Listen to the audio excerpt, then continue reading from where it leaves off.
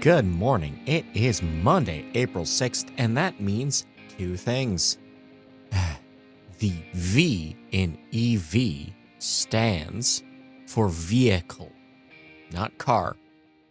It's the buses, the trains, and the bikes that are going to get us through all this. Thank you very much. But it is also time for the lighting bulletin. Pound for pound, the best source of lighting industry news. Tell your friends. Let's get into it because Aether Lighting has bought Nanometer Lighting. This is a PE firm expanding their lighting portfolio. Do they offer any details on price or personnel? Of course not. They're a PE firm.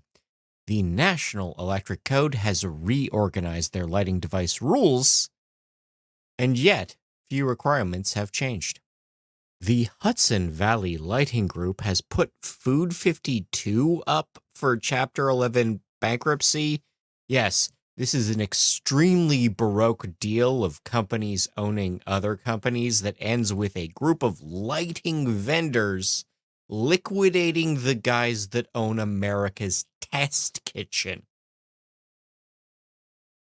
Q2 at Acuity shows that net sales are up 5% and profits are up 21%. Restoration Hardware's most recent quarter shows that revenues are up 8%. We have the continuing share buyback at Signify continuing to continue with 70,000 shares back with the board, bought at an average of 18.05 euros per share. The Q1 Pulse of Lighting survey results are now available, and survey says cannot predict right now. Dixon has opened an Ontario location, with the Sonepar brand having a new space in Mississauga. Greg Barrett has joined the WAC Group as the Director of Commercial Lighting Systems. Laura Wikwelme has left Cooper Lighting in favor of Covia to serve as their CFO. GVA Lighting has picked Oksana Kostilova as their Director of Human Resources. And we have multiple promotions going on and exposure. FSG is now a fastest growing private company in the Northeast, according to Inc. magazine. Satco is celebrating 60 years, which also means their Nuvo sub-brand is celebrating 20 years in business. Good for them. The Wick Vitamir Guiding Light Award is in search of nominations. This is an award from the H Foundation seeking to specifically honor companies and individuals in the lighting community for their consistent and enduring efforts supporting the Foundation's mission to fund basic science research in the field of finding a cure for cancer. The H Foundation does not make their IRS Form 990 public. On the court reporter side of things, Electra-led VLMPG is shifting venues. The case will now be heard in Massachusetts. And the pause in litigation in Signify v. Bernard has been stayed even during the appeal process. On the tariff tracker, Chinese factory activity was up in March. The Canadian finance minister is going to China to secure new deals, and the U.S. has cut duties on steel, aluminum, and copper. In events news, registration is open for the DLC 26 Summit. That's October 26th to 27th in LA. And we have a new date for Horticontact 2027. They're moving it back a week, so that's now February 17th and 18th. Again, 2027. In lighting controls, the TALK Consortium has released version 2.7.0 of their Smart City protocol. IR Tech has paused work. Their sensor maker is telling business partners that bankruptcy might actually be coming for them. Dim On Off has joined the We Sun Alliance. This is a new member to the Smart City Standards Group. Savant has partnered with Timberblock. They'll be making custom smart homes in Ontario, Quebec, and North Carolina. Timberblock is a company endorsed by Mike Holmes. I don't know if you have Mike Holmes in America. He hosts a lot of home improvement shows up here. Deco is celebrating 11 years. Good for them. Google claims they fixed Gemini. The smart home system has a bunch of other new features, including lighting and language options, but they're also saying that generally the voice controls are better now. The Lucy Group has bought a new Ventura. Switchgear buyout is light on details there. The Canadian government is funding new smart grid projects with 12 million in grants going ahead.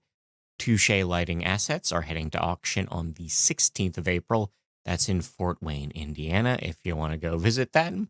And IKEA is discontinuing the trad-free smart bulb range.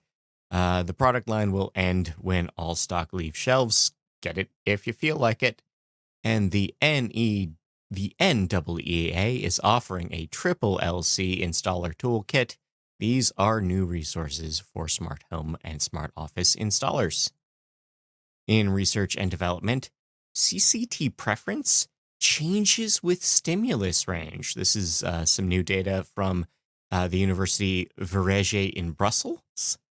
They are determining that actually what you like about CCT also varies with what part of the lighting spectrum is generating that CCT. Also, chronic exposure to dental lighting is bad for your eyes, which heads up if you're a dental professional or you get a lot of dental work. Like if you're getting veneers a lot, keep an eye out for that. Get the goggles. In light pollution related news, night lights are bad for children's sleep. Skyglow is hurting resale values in homes in West Virginia.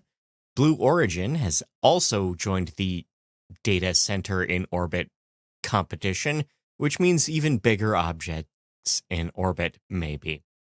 StarCloud has secured $170 million in Series A funds to also put data centers in space.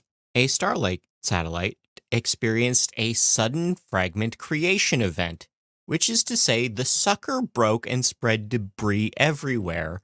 Don Kessler remains the second deadliest son of a bitch in space. DarkSky International calls for an FCC review of Reflect Orbital's business plans. Blue light is killing fruit flies, like directly. Not even the parts where, like, oh, it's giving them some disease that is killing them. It's just literally blue-rich light is killing fruit flies outright.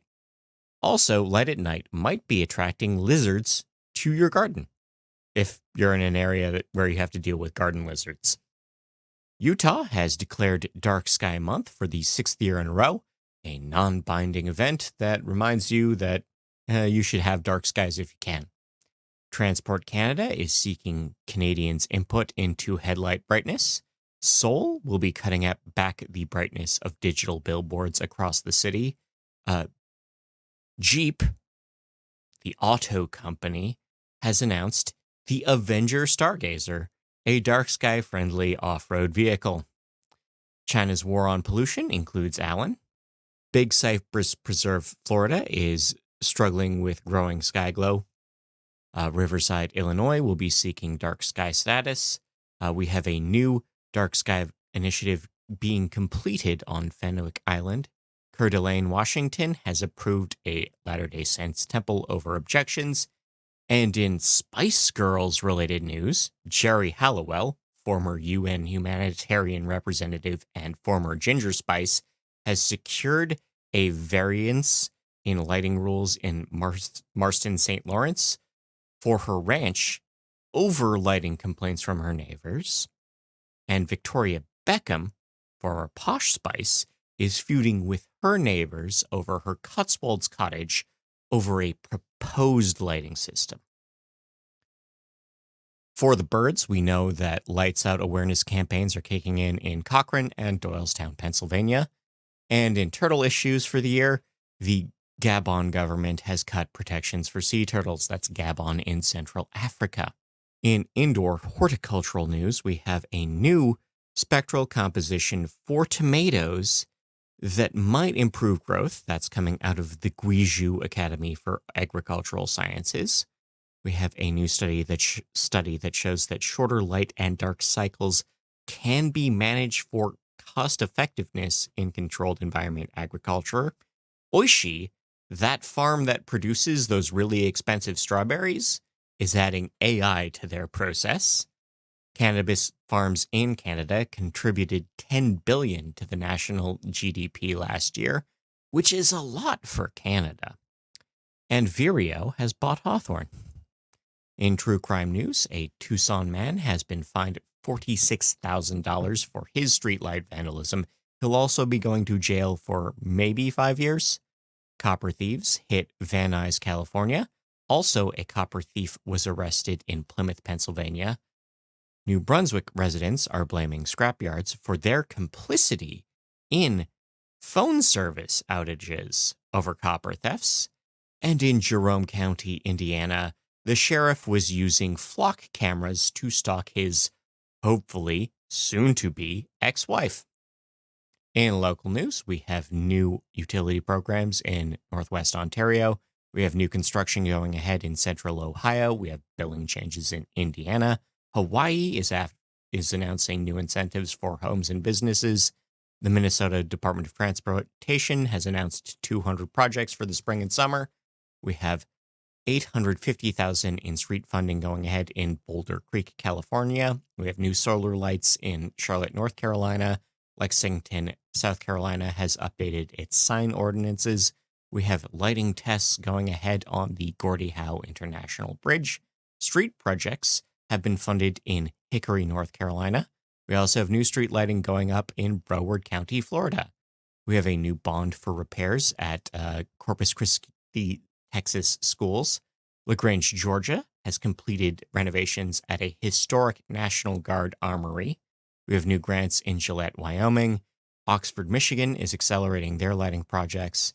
New lighting in downtown Montpelier, Vermont. Amoresco will be relighting Saginaw, Michigan schools. Plattsburgh, New Jersey has approved a new energy contract.